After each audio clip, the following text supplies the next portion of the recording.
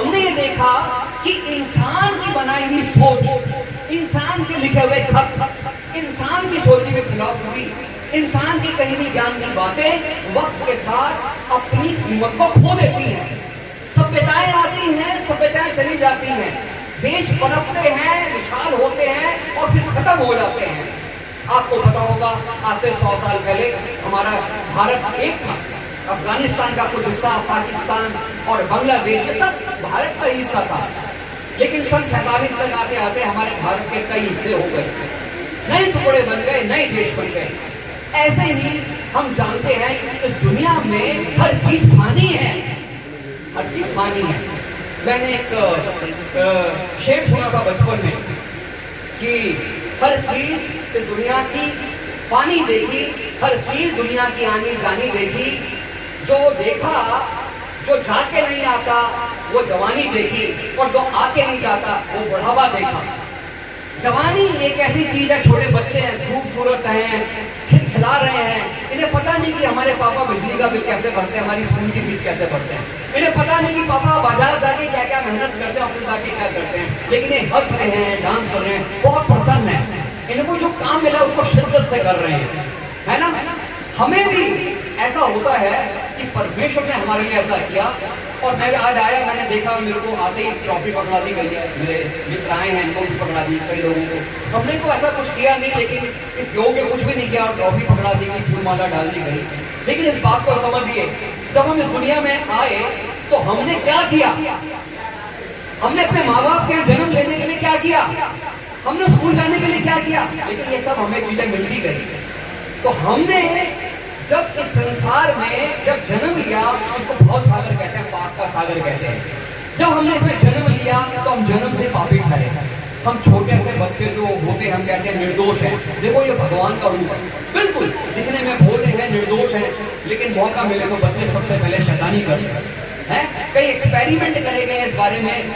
2 बच्चों को एक कमरे में छोड़ दिया गया और केक छोड़ दिया गया और कहा कि हम अभी आते हैं, इस केक को खाना नहीं। ये मैंने एक्सपेरिमेंट बकायदा डॉक्यूमेंट्री में देखा है। और वो बच्चे जब वो चले गए, जो उनकी टीचर की या मम्मी की जो भी चली गई, तो बच्चे पहले थोड़ी देर देखते रहे, एक दूसरे को देखते रहे और फिर हाथ बढ़ा के केक को खाना शुरू कर दिया और फिर ऐसे मुंह पोंछ दिया। और वो आई और कहने लगी, क्या तुमने केक खाया? कहते नहीं, हमने नहीं खाया। तो मनुष्य का स्वभाव बचपन से ही झूठ बोलने का है, धोखा देने का है, कुछ ना कुछ गलत करने का है।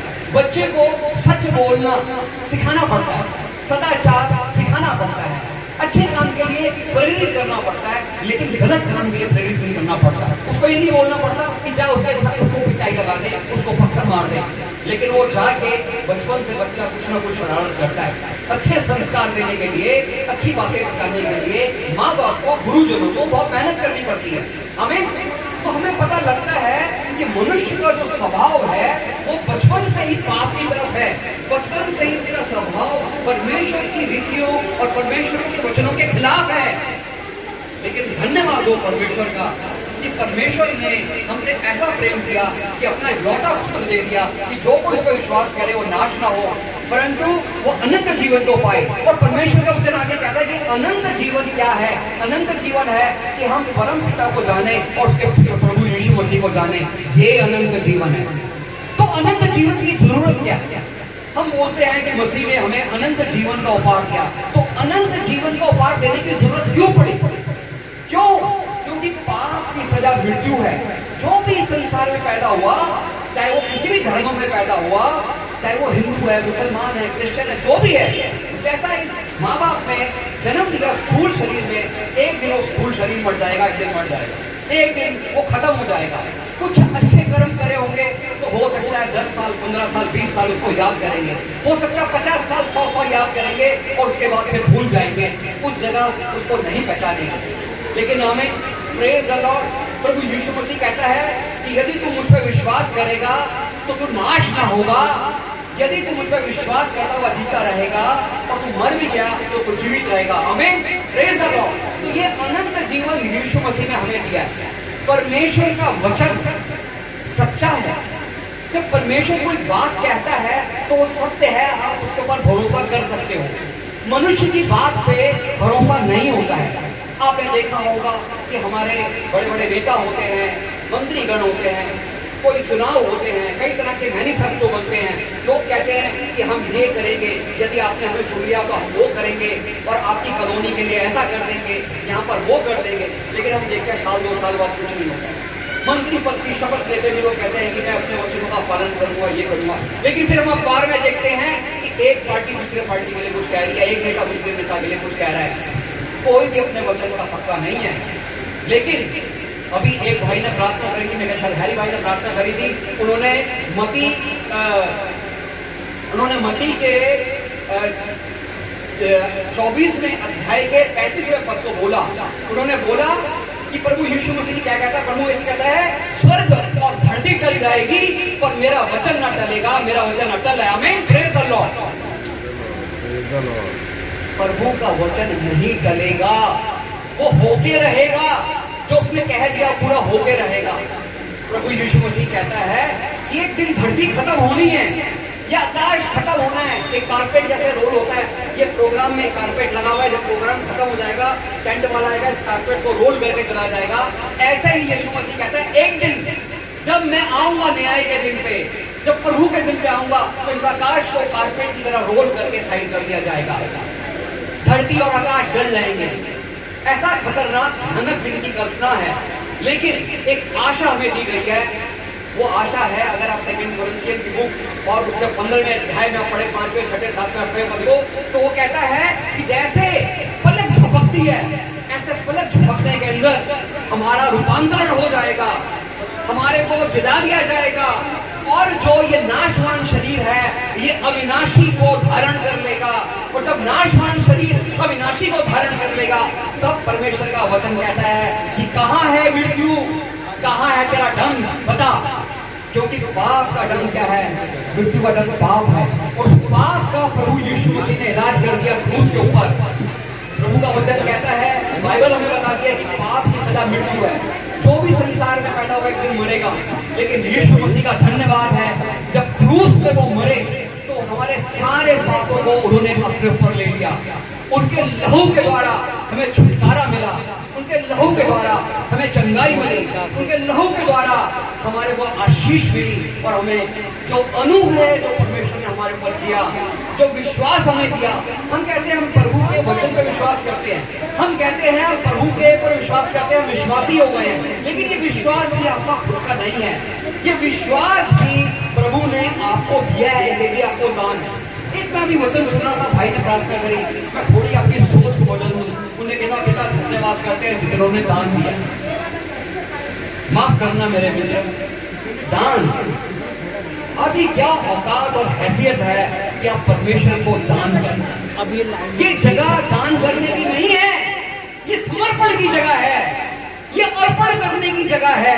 दान की जगह होती है किसी अनाथालय में, दान की जगह होती है सड़क पर कोई भिखारी बैठा उसको देने के लिए, दान की जगह होती है कि कहीं पे कोई आपका रिश्तेदार गरीब है, बेचारे को जरूरत है, नौकरी नहीं है, आपने दान कर दिया, उसकी हेल्प कर दी। ये जगह दान की नहीं है, ये जगह समर्पण की है, अर्पण की है।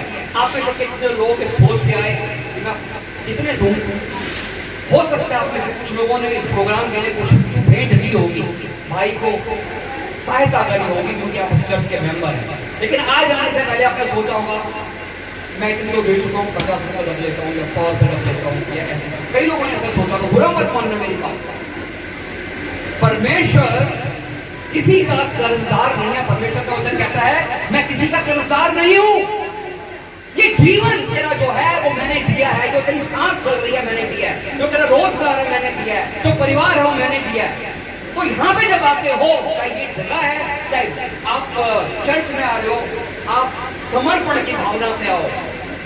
आप इस भावना से आओ कि राजाओं के राजा ने मुझे अपने दरबार में बुलाया है, मैं राजा के लिए क्या उपहार लेके जाऊं।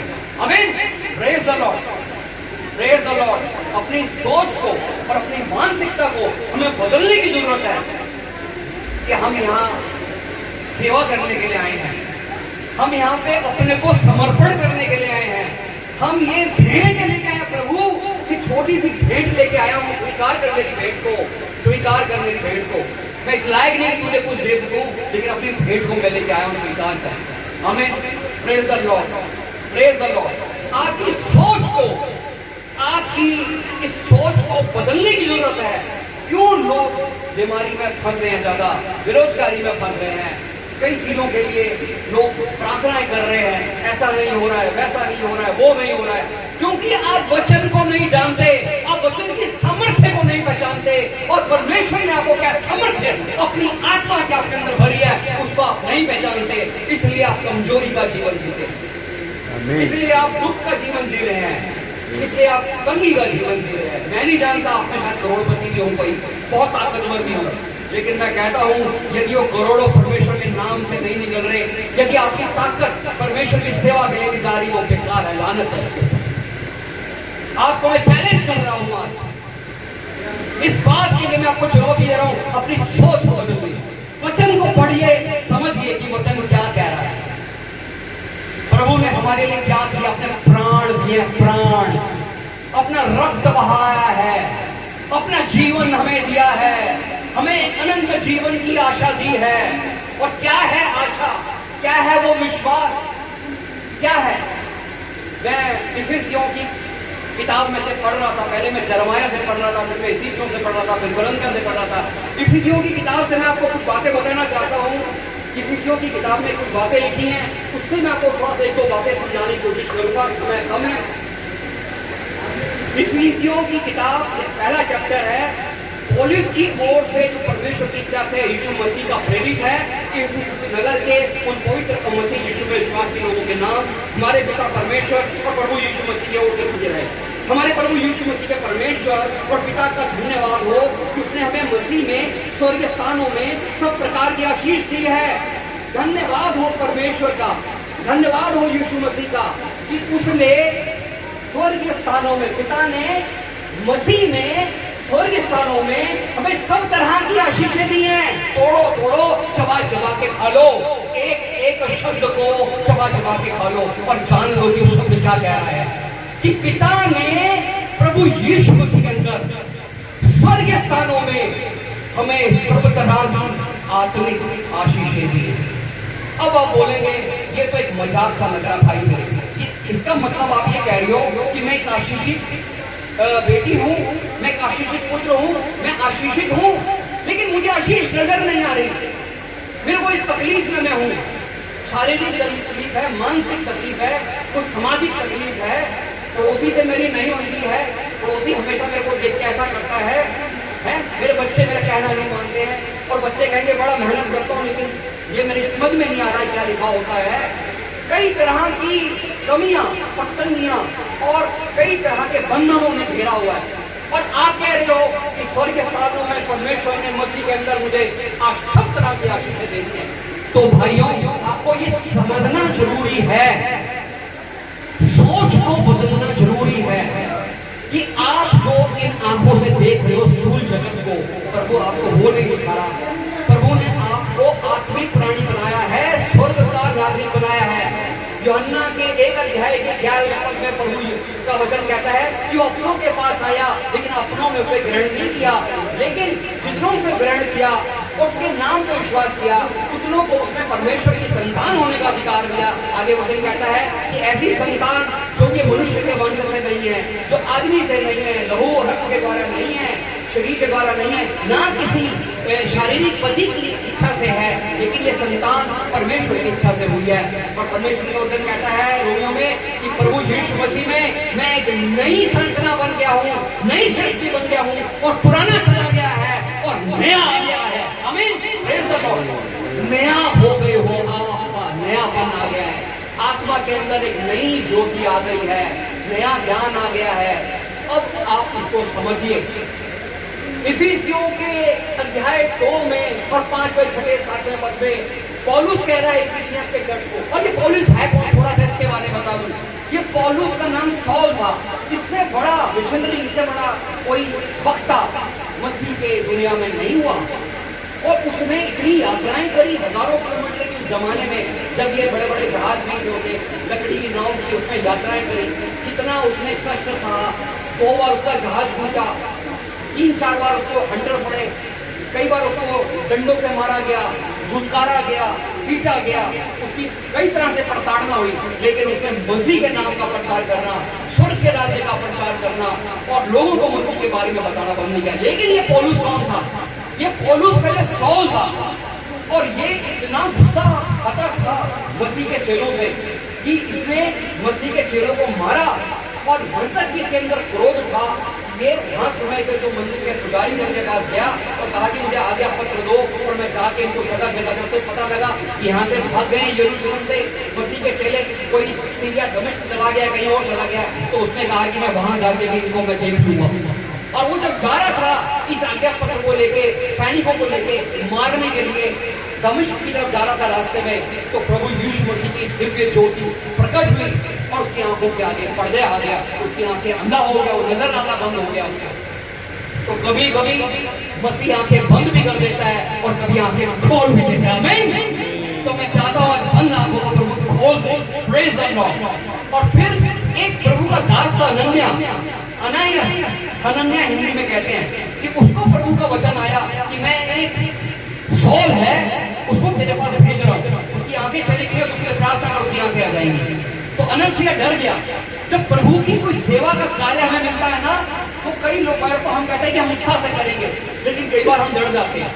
हम डर जाते हैं कि कहीं ऐसा ना हो और प्रार्थना ना आ जाए, ऐसा ना हो कि मैं कोई ऐसी बात बोलूं कि कोई बुरा मान जाए। हम डर जाते हैं इंसानों से।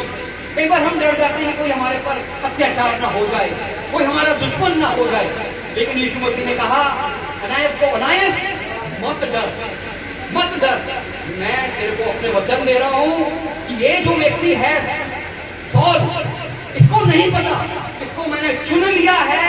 ये जेंटाइल्स लोगों को, जो लोग मसीह को नहीं जानते, हिंदू लोग नहीं थे, इनके लिए, यूनानियों के लिए, इनके लिए मैंने चुन लिया, इनके प्रचार करने के लिए, इनके राजाओं को प्रचार करने के लिए और इस्राएलियों को प्रचार करने के लिए मैंने चुन लिया है। और उसको अभी ये नहीं पता कि मेरे नाम इसके कारण ये कितने दुख आएगा, इसको नहीं पता इस बात का।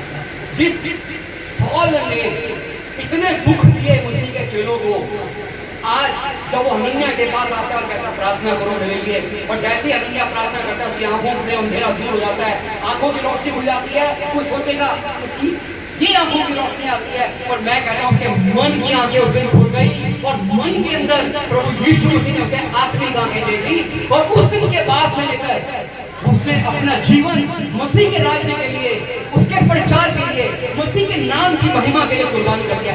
ऐसा सौल पौल बन गया, उसका नाम सौल से पौल हो गया। जब ऐसा आदमी लिखे खत को, तो वो अपनी शक्ति से नहीं लिखता है, क्योंकि हमें जानना है कि जब इंसान लिखता है तो अपनी बुद्धि से, अपने अनुभव से, अपनी समझ से लिखता है। लेकिन जब परमेश्वर के जन लिखता है तो परमेश्वर की सामर्थ्य से, परमेश्वर की आत्मा से, परमेश्वर की इच्छा से लिखता है। Isaiah 51 10वें अध्याय में प्रभु का वचन कहता है कि जैसे स्वर्ग से हिम और वर्षा का पानी धरती पे आता है और वापिस नहीं जाता बिना धरती को गीला करे हुए, क्योंकि धरती उपजाऊ होती है, फलवंत होती है, और वो बोने वाले को बीज और खाने वाले को ब्रेड देती है, रोटी देती है।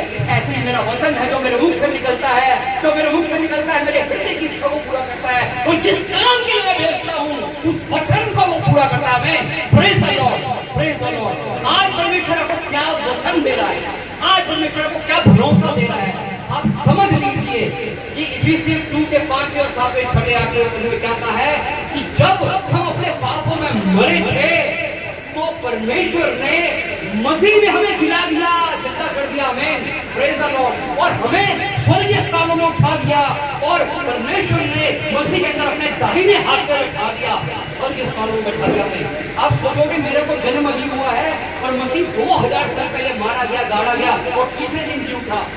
मेरे भाइयों, मसीह कहता है अपने वचन में यूहन्ना 14 में और वर्ष 17-18 मसीह कहता है कि तुम अपना धीरज रखो, कि मैं तुम्हें अनाथ न छोड़ूंगा, मैं लौट के तुम्हारे पास आऊंगा, है, और उस दिन तुम जान लोगे कि मैं पिता में हूँ और तुम मुझ में हो और मैं तुम में हूँ। आमीन, praise the Lord, praise the Lord. आज आप जान लोगे, आज आप समझ लोगे कि आपका एकत्व हो गया है, आपका दिव्य रूपांतरण हो गया है, आपकी आत्मा नई हो गई है और आप परमेश्वर से मसीह में एक आकार हो गए हैं। बिना कोई भक्ति करे, बिना कुछ करे, सिर्फ विश्वास करके। तो जब आप मसीह में हैं, जब मसीह गाड़ा गया तो आप उसके साथ मर गए, आप भी गाड़े गए। आपका जन्म नहीं हुआ था, लेकिन आप चुन लिए गए थे, आपका चुनाव हो गया था। 7 अरब की पॉपुलेशन है इस पृथ्वी पे। उस 7 अरब में से कितने लोग हैं कि जो चुने हुए हैं? परमेश्वर का वचन कहता है बुलाए गए तो बहुत हैं और चुने हुए कम हैं। इस जगह पे मुझे बोला गया था कि 200 से भी ज्यादा लोग होंगे, और मैं सोचता हूँ 100 सवा 100 भी मुझे नजर आ रहे हैं। इसका मतलब क्या है कि निमंत्रण पत्र तो बहुत हो गया, लेकिन लोगों के पास अपने जीवन के कई कार्य हैं। किसी ने कुछ काम करना है, दुकान खोलनी है, किसी ने अपने फैमिली को लेकर घुमाने जाना है, उनके पास कई अपनी चिंताएं हैं, कई अपने ही उनके रोजगार हैं। और हो सकता है कि उनको पता नहीं था यहाँ पे इतना आनंद के साथ इतना लड़के होगा, इतना मनोरंजन भी होगा और परमेश्वर की महिमा भी होगी।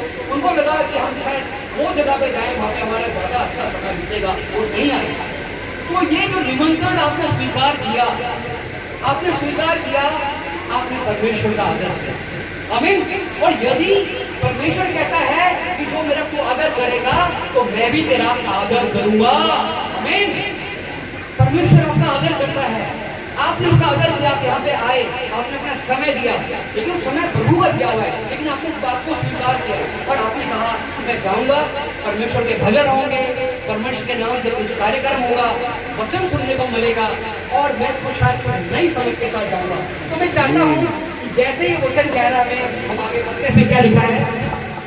वचन कहता है वर्ष 4 में है, जैसा उसने हमें जगत की उत्पत्ति से पहले उस पर चुन लिया कि हम उसके निकट प्रेम में पवित्र और निर्दोष हो। उसने अपनी इच्छा की स्मृति के अनुसार हमें अपने लिए पहले से ठहराया कि यीशु मसीह के द्वारा हम उसके लिए बालक पुत्र बने। तो क्यों चुना मसीह ने हमें? क्यों चुना परमेश्वर ने? क्यों चुना परमेश्वर ने मसीह में हमारे को? अपना ले बालक पुत्र होने के लिए, अपना पुत्र और अपनी पुत्री बनाने के लिए। और किस लिए? ताकि हम उसकी नजर में मसीह के अंदर, ये बात याद रखिए, हर चीज मसीह के अंदर है कि मसीह के अंदर हम निर्दोष और पवित्र ठहरे। क्या ठहरे?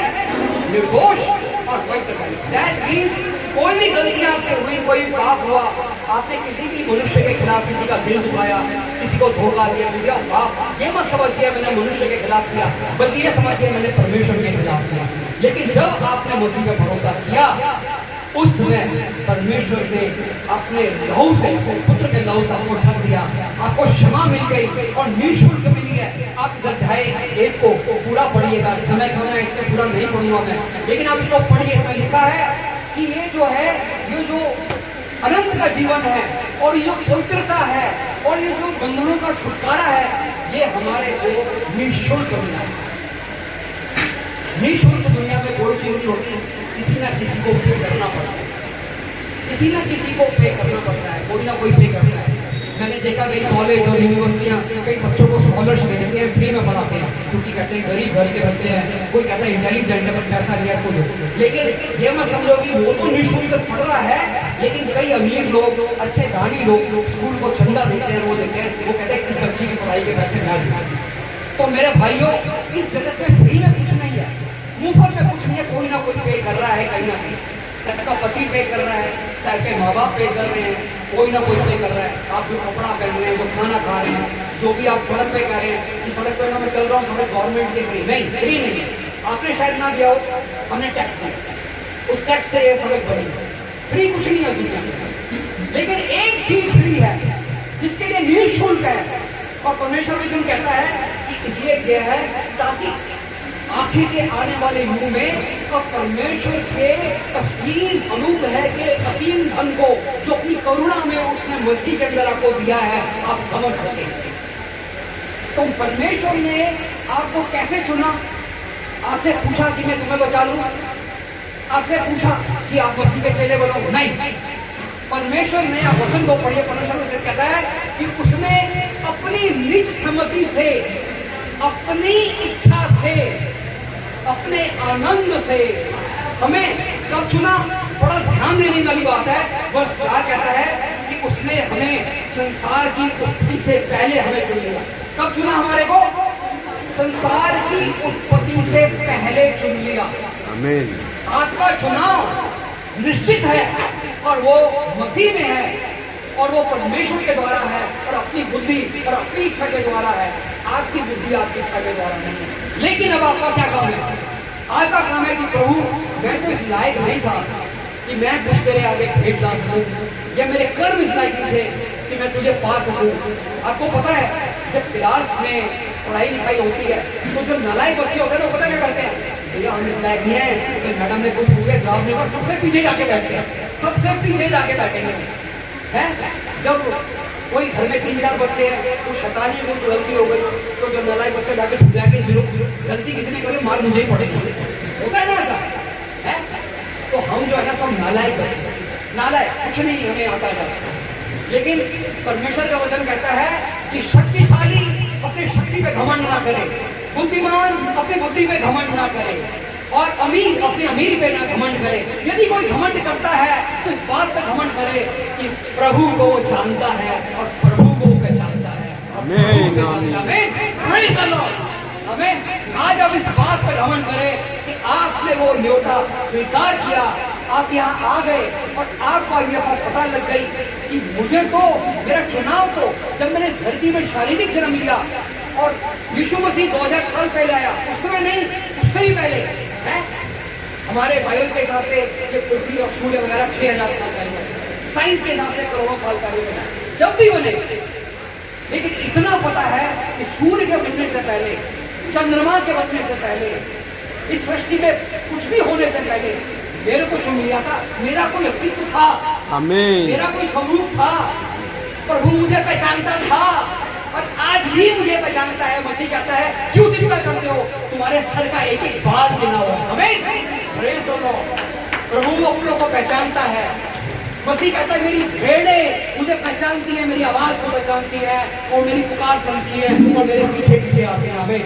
यदि आप मसीह की भेड़ है, यदि आपका चुनाव निश्चित है और यदि आप जानते हैं कि छुटकारा मसीह के रक्त से मुझे मिला है और मैं मसीह में एक नई सृष्टि बन गया हूं, तो आज से अपने जीवन को समर्पण भाव से जीना शुरू कर दीजिए। वो समर्पण भाव क्या है कि मत्ती के अध्याय 24 के और अध्याय 24 के वर्ष 16 मसीह कहता है कि यदि तू मेरा चेला होना चाहता है तो अपने को नकार दे। Think yourself as nothing, deny yourself, अपने को नकार दे कि मैं नहीं हूँ और अपना क्रूस उठा ले और मेरे पीछे पीछे हो ले। हमें हम कहते हैं कि मसीह का वचन कह रहा है कि स्वर्ग के अंदर मुझे बड़ी आशीष मिल रही है, मैं धरती पे हूँ, लेकिन मैंने आपको बता दिया अपनी सोच को बदलिए। आप मसीह के अंदर, जब मसीह उठाया गया आप ही उठाए गए, आप मसीह के अंदर परमेश्वर के दाहिने आप स्वर्ग के स्थानों में बैठे। समझ लीजिए आपका एक बगीचा है, उस बगीचे के वो बगीचा आपका है, उस बगीचे में लगे हुए पेड़ आपके हैं, उस पेड़ पे लगे हुए फल आपके हैं, लेकिन धरती पे खड़े होके और बिना उस पेड़ पे चढ़े उस पेड़ के अंदर पहुंचे हुए तो वहां पे हाथ बढ़ाए हुए आप उन फलों को नहीं खा सकते। आप देख सकते हो लेकिन आप खा नहीं सकते। तो आपको क्या करना, उस पेड़ पे चढ़ना है, उस पेड़ पे जाना है और वो चढ़ना आपका विश्वास के द्वारा। किसके द्वारा होगा? शरीर के द्वारा नहीं होगा, क्योंकि यह आत्मिक फल है। एक बहुत बड़ा गैप है। गैप क्या कहते हैं? जैसे मैं ये और ये मैं नीचे उतरूंगा, गैप है, एक गड्ढा है तो मुझे टाप के जाना है। तो मेरी जो परिस्थिति है आज मैं देखता हूँ कि मेरी लिमिटेड तनख्वाह है, एक छोटा सा घर है, मेरे पास लिमिटेड बस में जाता हूँ या ऑटो में जाता हूँ, मेरे पास लिमिटेड सामान है, मेरी फैमिली के लिए लिमिटेड खर्चे हैं और मेरे को परमेश्वर ने बड़ी आशीष दी है। मैं राजाओं के राजा का पुत्र हूँ या पुत्री हूँ और मुझे बोला गया स्वर्ग में तेरे लिए कई खजाने, सब तरह की आशीषें। तो प्रभु मैं कैसे पहुँचूँ, कैसे पहुँचूँ?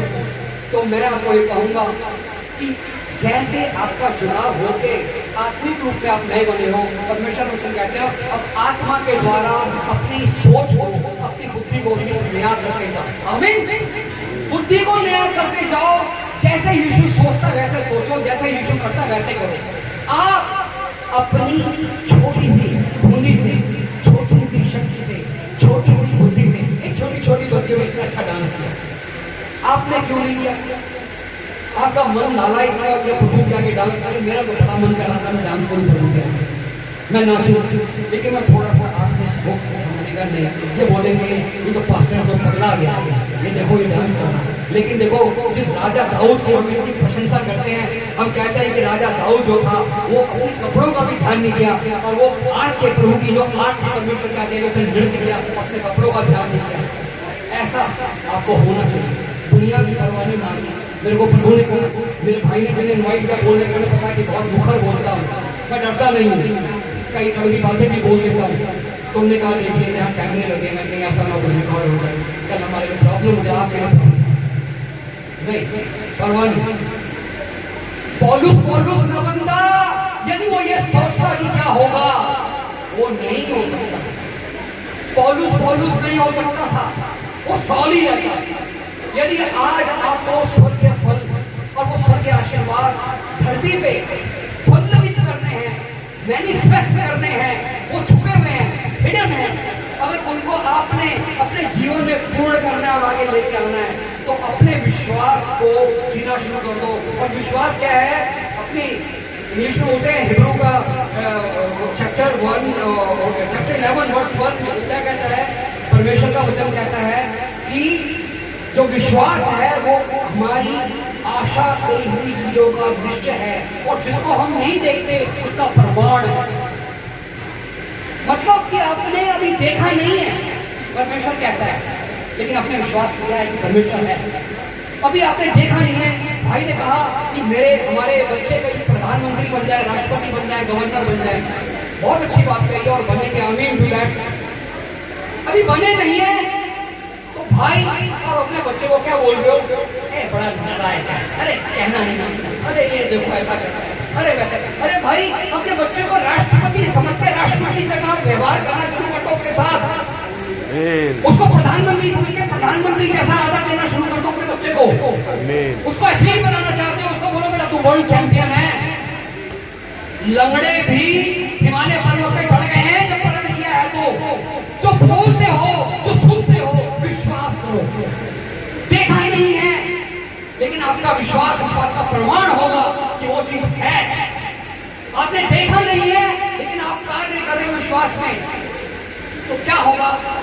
जो परमेश्वर ने आपको बोल दिया, हजारों वचन परमेश्वर ने दिए, वो आपके जीवन में पूरे होने के लिए। मुझे याद है जकारिया की पुस्तक में आप अध्याय 1 में देखिए वर्ष 11 में एक यंग लड़का था, बहुत ऐसे जैकब जैसा रहा होगा, एक अनाथॉट करके, अनाथॉट नगर था, उसके पुजारी का बेटा था, जैसे भाई जयराम का बेटा है जैकब, ऐसे था। और जरमाया को परमेश्वर का वचन आया कि मेरा मुखर बन गया है, तुम मेरा नबी बन गया है, और वो घबरा गया।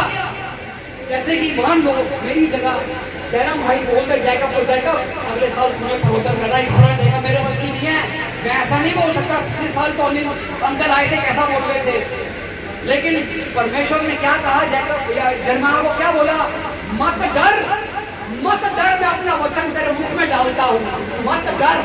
क्या मत सोच कि तू लड़का अपना वचन तेरे मुख में डालता हूँ, तेरे को मैं इस्तेमाल करूंगा राज्यों को गिराने के लिए, उनको तबाह करने के लिए, और नए राज्यों को उगाने के लिए और पनपाने के लिए मैं तेरे को इस्तेमाल करूंगा। एक छोटे से लड़के को परमेश्वर का वचन आया और उस वचन पे उसने भरोसा किया, और आज उसके भरोसा करने की वजह से आज हमारे ओल्ड टेस्टामेंट में किताब है जरमाया की बुक है। ऐसा वो नबी था कि डरा नहीं राजा से, वो डरा नहीं लोगों से, और उसने परमेश्वर के वचन को जो बोला था उसने बोल दिया।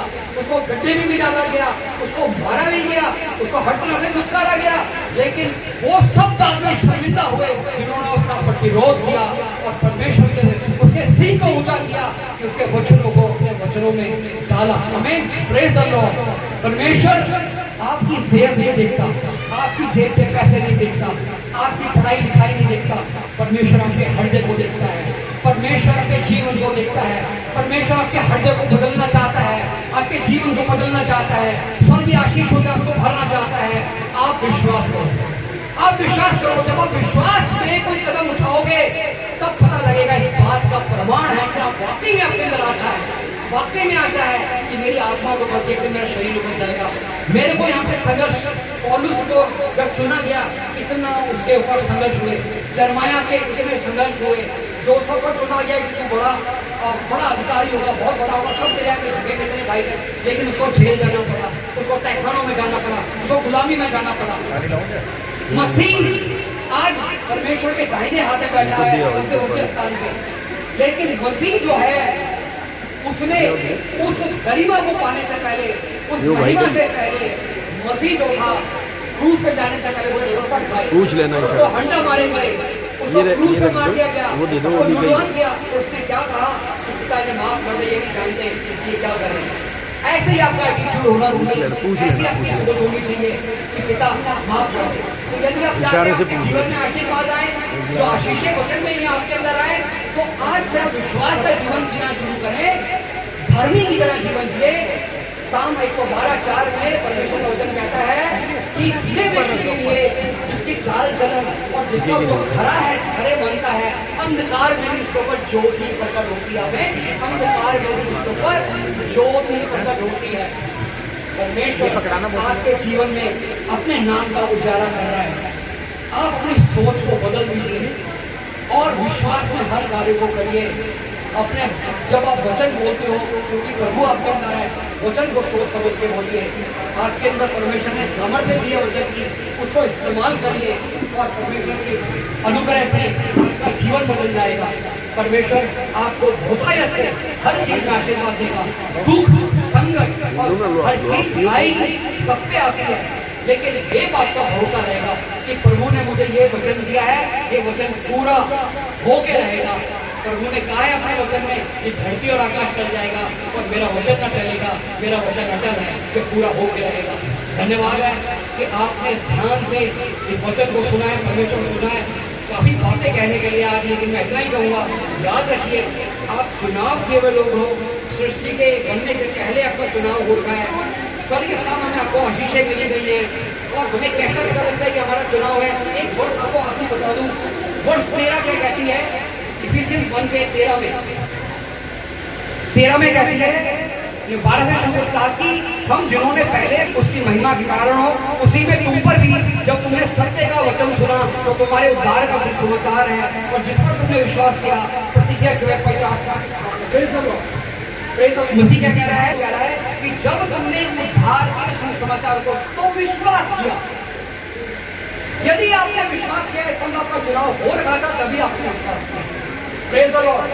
वर्ष 13 को ध्यान से पढ़ना कि परमेश्वर ने मसीह में आपका चुनाव किया और क्योंकि जब आपको उद्धार का सुसमाचार मिला और सुसमाचार ये है कि मसीह ने मेरे पापों के प्राण दिए और अब मैं निष्कलंक हूँ, निष्पाप हूँ और मैं पवित्र हूँ और अनंत जीवन का भागी हूँ। जब आपने इस उद्धार के समाचार पे विश्वास किया तो क्या कहता है? आप पर पवित्र आत्मा की छाप लगी। किसकी छाप लगी? पवित्र आत्मा। मसीह कहता है यूहन्ना 14:16 में कि मैं पिता से प्रार्थना करूंगा और वो आपको एक और सहायक देगा। वो 17 कहती है पवित्र आत्मा, सत्य की आत्मा। और जगत उसको नहीं जानता क्योंकि जगत को उसे देखता है ना जानता है, लेकिन वो आत्मा तुम्हारे साथ है और वो तुम्हारे अंदर होगी। आमीन।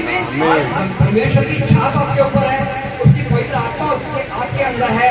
और यदि आपका जीवन कभी चमत्कारों से नहीं भरा हुआ तो आप प्रार्थना करिए, प्रभु मैं तेरी चमत्कारी शक्ति को, तेरी सामर्थ्य को महसूस करना चाहता हूँ। जैसे पौलुस ने किया, यिर्मयाह ने किया, तेरे पुत्र ने किया, ऐसा जीवन मैं भी जीना चाहता हूँ कि मुझे इस्तेमाल कर ले। हूँ तो मैं कमजोर, लेकिन मैं जो भी थोड़ी बहुत ताकत है तुझे देता हूँ। हूँ तो गरीब, लेकिन जो थोड़ा बहुत है मेरे पास, ये मैं खुले दिल से तेरे को देता हूँ। और जो मेरी आत्मा है तूने इसको बचाया, ये मैं तेरे चरणों में समर्पित करता हूँ। तो परमेश्वर ने जैसे इस्तेमाल किया अपने बच्चों को, कईयों को हम बाइबल में पढ़ते हैं और आज भाई जयराम जी को, भाई हैरी को इस्तेमाल कर रहा है। बहन सिल्वी को मैं कॉन्फ्रेंस में पहले भी देखा है, काफी इस्तेमाल कर रहा है अलग अलग जगहों पे लोगों को इंकरेज करने के लिए। ऐसे कई भाई आप इंसान को सुना, अच्छा गीत गाया। इन सब लोग एक दूसरे को इंकरेज करिए, एक दूसरे को आगे बढ़ाइए, किसी से जेलसी मत रखिए, किसी के प्रति बुरा मत सोचिए। यीशु मसीह ने तो अपने सताने वालों को क्षमा किया और उनके लिए प्रार्थना करी, तो आप अपने भाइयों बहनों के लिए बढ़कर करिए जो कर सकते हैं। और परमेश्वर के मन में जब भी आते हैं मंदिर में, कहीं भी जाए समर्पण की भावना से जाए। दान देने नहीं जा रहे हैं, अर्पण करने जा रहे हैं, समर्पित होने जा रहे हैं। थैंकफुल रहिए कि प्रभु तूने मुझे एक दिन और दिया कि आज मैं तेरे दरबार में आ सका, हाजिरी लगा सका, तेरे वचन को सुन सका, कुछ जय गीत गा सका। ये सांस तो पता नहीं कब चली जाए है। परमेश्वर वचन कहता है, सामने दाऊद कहता है, पिता कि मरा हुआ मृत तेरी जय जयकार नहीं करता, कि मैं ऐसा जीवित ही तेरे जय जयकार करते हैं, तो मुझे बचा दे। आमीन। धन्यवाद है कि हम जीवित हैं, आज यहाँ बैठे हैं और परमेश्वर की जय जयकार कर रहे हैं। ये सांस, ये जिह्वा, ये मुंह, ये हृदय, ये शरीर और जो भी मेरे पास सब उसी का दिया हुआ है, उसी के ऊपर एक निछावर है। आमीन। Praise the Lord, तो praise आज the मैं Lord, आपको hallelujah। मैं देखता हूँ कितने लोग क्या सीखे हुए, प्रैक्टिकल एग्जाम अभी लेता हूँ, अभी लेसन दिया, अभी